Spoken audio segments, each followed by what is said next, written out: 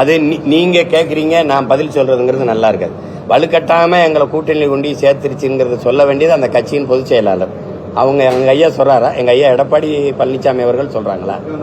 அந்த கட்சியில இருக்கிற செய்தி தொடர்பாளரோ அல்லது மூத்த தலைவரோ, இப்போ எங்க அண்ணன் ஜெயக்குமாரோ அல்லது எங்க ஐயா எஸ்பி வேலுமணியோ எங்க ஐயா செங்கோட்டையனோ ஐயா தம்பித்துறை அப்படி யாராவது சொல்றாங்களா? சொன்னா நம்ம அப்படியோ இப்படி கட்டாயப்படுத்திட்டாங்களோ அப்படின்னு.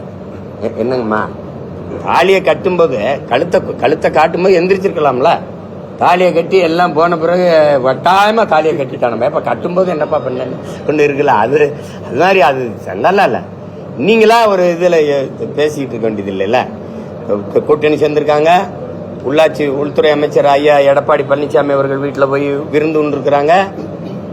இதெல்லாம் என்னத்தையாவது நம்ம இது எப்படி சொல்றது, புரணி வேஸ்ட் கூடாது.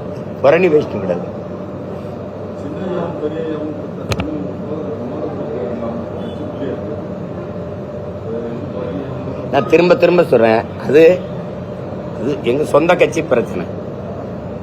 பட்டாளி மக்கள் கட்சியில் இருக்கிற எங்க ஐயாவுக்கு சின்னையாவுக்கு இருக்கிற பிரச்சனைங்கிறது சின்ன பிரச்சனை. அது பேசி தீர்க்கலாம். அப்படி நாட்டுக்கு மக்களுக்கு அதனால ஏதாவது பிரச்சனைன்னு சொல்லுங்க, நான் பொறுப்பேற்று எங்க ஐயாட்ட போய் பேசுறேன். இப்படி ஒண்ணும் இல்ல.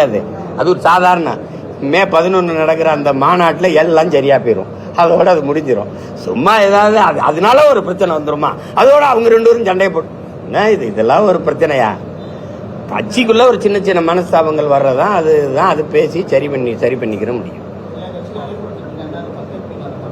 எதுல இல்ல வாழ்த்து செய்தி கொடுத்துருக்குது, வாழ்த்து அறிக்கை போடுவோம். நீ வா மாநாட்டுக்குன்னா போவேன். அது எங்க ஐயாவை கட்டாயம் பங்கேறினா போவேன். நான் அங்கே இருந்து வந்தால் தானே.